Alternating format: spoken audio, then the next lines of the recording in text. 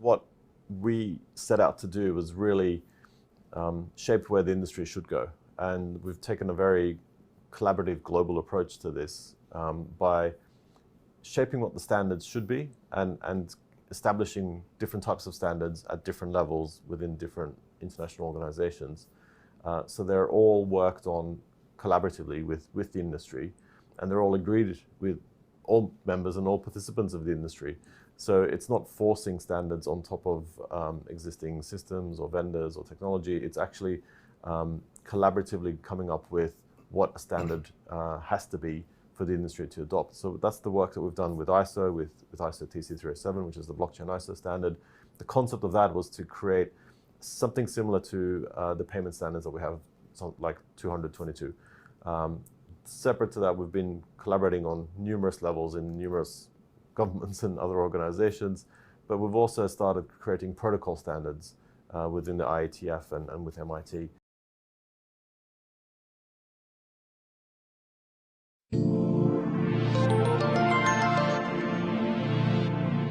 The big difference between ISO 222 and ISO TC307, well, on the surface, you got to understand that typically speaking, people will say, well, you know, ISO TC307 is the Quant network standard, but why is that such a big deal? Why so many people put a big deal on ISO 222? And the way the guy talks about this on the opening part, he kind of makes it, I don't know, it sounds kind of bad. It's like, oh yeah, the big XRP people. Well, I'm a big XRP person, right? I'm not going to be convinced by this to just dump my XRP. I still want to be diversified. But this video does bring up some things that you might be like, huh, interesting. So I'm open to it. I'm not willing to just be like, oh, I'm just going to dump all my XRP and switch it to Quant. Of course not. But some people will, right? Like, you know, Quant Papa basically did that, right? He was just like, oh, I'm selling. He sold his XRP. He went with QNT, right? Teach his own. People gotta do what they gotta do. You know, I still had nothing but respect for Quant Papa. Love Quant Papa. You know, we're gonna do another deep dive. Obviously, we do deep dives all the time together, right? We kind of collaborate in that regard. Hi guys, welcome back to my channel. So in this video, I'm going to be talking about ISO TC307, the international standards and guidelines related to blockchain and DLT. We all mostly know about ISO 20022 or have heard about it, and there are still many XRP influencers mostly who mistakenly refer to cryptocurrencies as being ISO 20022 tokens, which is all false. However, how many of you are aware of ISO TC307? In fact, I would argue that standard is more blockchain and DLT focused than ISO 20022 is. But before I go into it, let me quickly explain and do a recap of ISO 20022 for those who are new to the term. So what is ISO 20022? To briefly summarize, ISO 20022 is a standard that focuses on financial messaging. It is a more data-rich and structured messaging standard outlined in a common language for financial institutions and systems to use. ISO 20022 focuses on the format, structure, and content of the messages exchanged between different financial systems. The idea behind ISO 20022 is to have a standard format for financial messages to be used by all financial institutions during payments, securities, trade finance, and other financial transactions. It is far more efficient and beneficial for financial institutions worldwide to have and adopt a universal messaging standard, which would improve interoperability and automation between financial institutions when exchanging financial messages. That is basically ISO 20022 explained in a nutshell. So you imagine a universal messaging standard for financial messages between financial institutions. And this messaging standard enables more enriched data within the messaging itself, which is an improvement or an enhancement from the previous messaging standard. That is basically ISO 20022. So what is ISO TC307? As for ISO TC307, It refers to a technical committee that is focused on developing blockchain and DLT specific standards and guidelines. It is a specialized committee of experts from different sectors, including academia, industry, government, etc., that are collaborating to develop international standards and guidelines related to blockchain and DLT. Under ISO TC307, there have already been 10 ISO standards published and 7 ISO standards currently under development, all related to blockchain and DLT. There are currently 44 participating members and 20 observing members, all from different countries involved in ISO TC307. The blockchain and DLT standards developed under ISO TC307 covers a wide range of aspects, such as interoperability frameworks, use cases, governance, smart contracts, NFTs, security, privacy, auditing DLT systems, and more. The aim of ISO TC307 is to provide worldwide recognized blockchain and DLT standards in order to promote the widespread adoption of interoperability of DLT systems. By providing global recognized standards for DLT and blockchains, ISO TC307 aims to enhance the trust, reliability, and interoperability of blockchain and DLT systems and to support their integration into various industries and sectors. So to compare the two standards, ISO 20022 and ISO TC307, I would say the ISO 20022 standard is specifically for financial messaging, focusing on the structure and format of financial messages for financial institutions for when making payments, whereas ISO TC307 is a committee that is working on blockchain and DLT standards and guidelines, focusing on the broader aspect of DLT technology and its applications. So let's look at who the convener is behind the topic of interoperability within ISO TC307. It is none other than Gilbert Verdian. As the convener, he is responsible for arranging official meetings for the ISO TC307 committee on the subject of interoperability. No kidding, out of all the wide range of topics ISO TC307 covers, why do you think Gilbert Verdian is in charge of the subject of interoperability? So who is Gilbert Verdian? For those of you who don't know, he is the CEO of Quant Network and the founder of TC307 blockchain ISO standards. So he was actually one of the founders of ISO TC307, and he also is the CEO of Quant Overledger. So here is some of his accomplishments and his credentials. So Gilbert is building the Internet of Trust, and that's what he's trying to do with Overledger Quant Network. And he's the founder and CEO of Quant Network, tasked with connecting the world's networks to blockchains. So when you understand what Quant Network is about, Quant Network is designed for interoperability, and its aims is to connect the world's networks to blockchains and vice versa. So you imagine DLT systems, blockchains, and legacy systems, any type of system.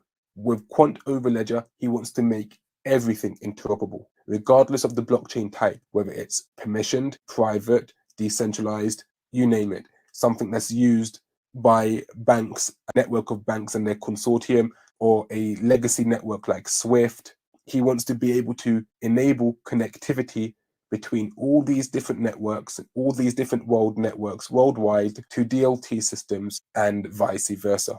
And he aims to do that with Quant Overledger.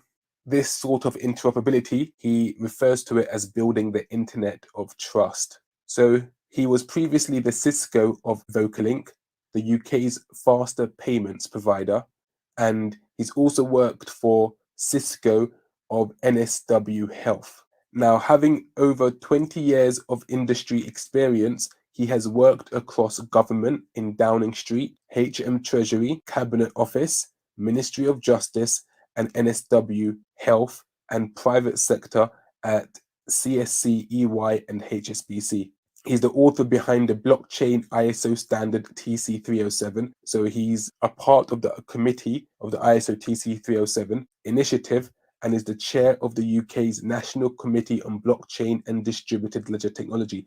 So as you can see, he has a prominent position when it comes to being a part of the ISO standard TC307 as one of the founders, and also being a chair of the UK's National Committee on Blockchain and Distributed Ledger Technologies. He's actively working to advance technology in the areas of AI, cybersecurity, blockchain, fintech, and health. So now does it make sense why Gilbert, he is the convener of the ISO TC307 part that is focused on interoperability? And when you look at what he's building Quant Overledger that's designed for interoperability.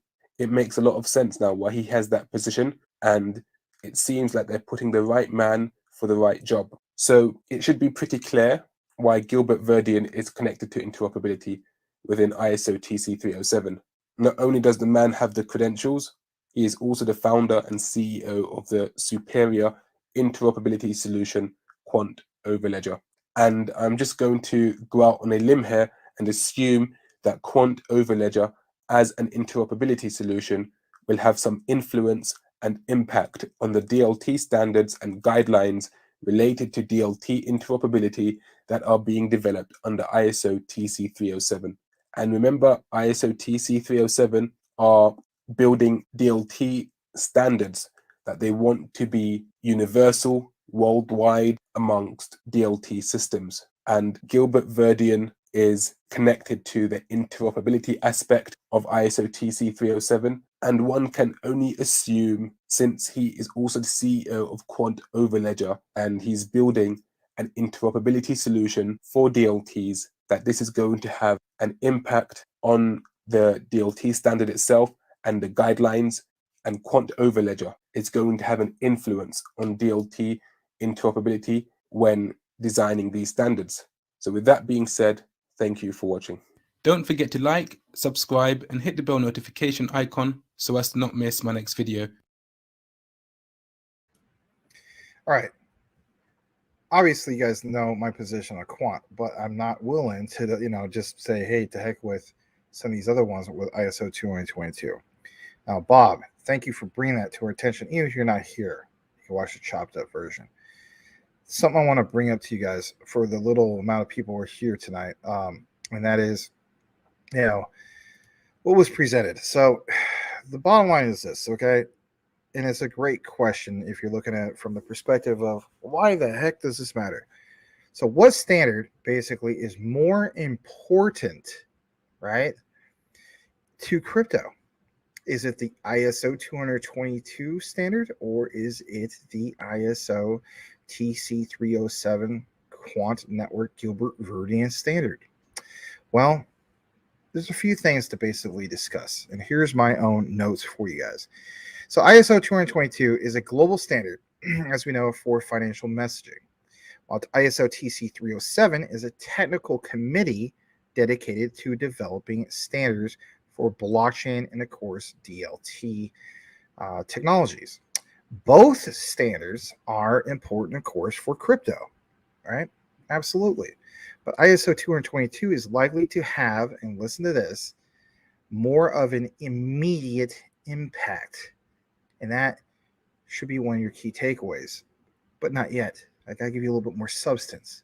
So ISO 20022 is already being adopted, of course, by many financial institutions. Yes, we verify that numerous times, and is expected to become the global standard for financial messaging in the next few years. Yeah, more like maybe less than a couple of years, right? This will make it easier for crypto exchanges and wallets to integrate with the traditional financial system. So again, I understand the presented material, but we can't dismiss what's already there. ISO TC307 is still in its early stages of development, but a lot of people feel as though not necessarily. But in reality, I'm a big fan, of course, of Quant Network and so on. And you got to keep in mind, they just went live, going public with the Overledger, right? And that was a big, big deal. Of course, I covered it. A lot of other people did as well. But in regards to ISO TC307, it has the potential to revolutionize the crypto industry. I've stated that numerous times, like especially when it comes to like Larry Fink talking about the tokenization of assets, especially securities at some points, bonds, like everything we've been talking about on the whole show tonight, long show tonight, right? WrestleMania. But by developing standards for blockchain and DLT, ISO TC307 can help make crypto more interoperable, secure, and scalable. And that is a big deal. If you guys ever watched that video where we talked about M10, I mean, guys, so that's like over 1 million TPS. That's crazy stuff, right? Yeah, watch some of the old deep dives. If you're not caught up, you'll find out that actually is a thing. But overall, both ISO 222 and ISO TC307 are important, of course, for crypto. But ISO 222 is likely to have, of course, more of that immediate impact. And if anything, I'm going to give you a few more examples before we wrap things up tonight. So for one, you got to keep in mind the ISO 222 standard. The main focus is financial messaging. Okay. What's the impact in regards to crypto in that regard? Well, it's going to make it easier for crypto exchanges and wallets to integrate with what? The traditional financial system. Just because we feel as though that it's flip with a switch. If I flip with a switch, you don't have to worry about the traditional system. The heck you don't.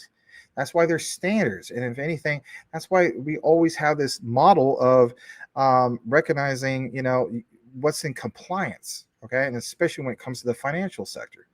Now, what about the ISO TC307 standard? What's their focus? Well, quant network, basically. Gilbert Verdian. Blockchain and distributed ledger technologies. That's the focus. So that's big. Very, very big. What about, the impact on crypto, right? So with ISO TC307, the impact on crypto is that it has the potential to revolutionize the crypto industry, and of course, by making it more interoperable, secure, and scalable.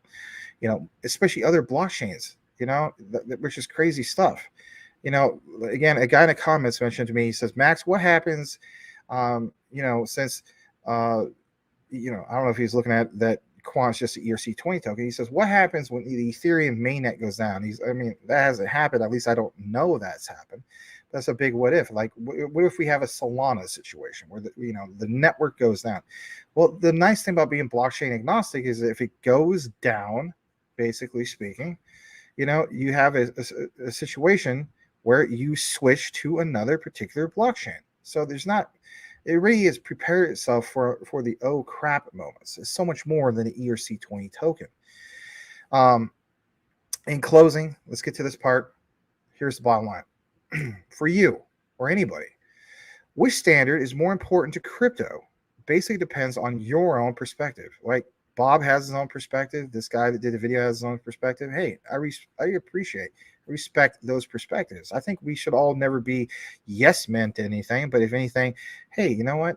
Let's respect that they have shared this, and it's just a different perspective. But the bottom line is this: I'm not going to dump my XRP and Stellar, or my HBARs, and the other ones tied into ISO 222 or my XDCs. But if you yourself are interested in short-term adoption of crypto, and I think all of us basically are, then ISO 222 is definitely important. In fact, it's even more important. If you are interested in the long-term future of crypto, listen to this, then ISO TC307 is even that much more important. You understand the comparing and contrasting of both of these. In my opinion, both standards are, of course, important and complementary. ISO 222 will help to make crypto more accessible to mainstream users, right? And that's definitely worth mentioning. While ISO TC307, the Quant network standard from Gilbert Verdian, will help to make crypto more powerful. That sounds really incredible, does it not? And versatile. So hopefully that gives you an answer in regards to the two things. And I'm not saying I'm on authority. Some Yahoo saying, who gives you the right? You're not some authority. And guess what? I just read and I make my own little notes and I share it with you guys. I don't hype anything up. I let the research speak for itself.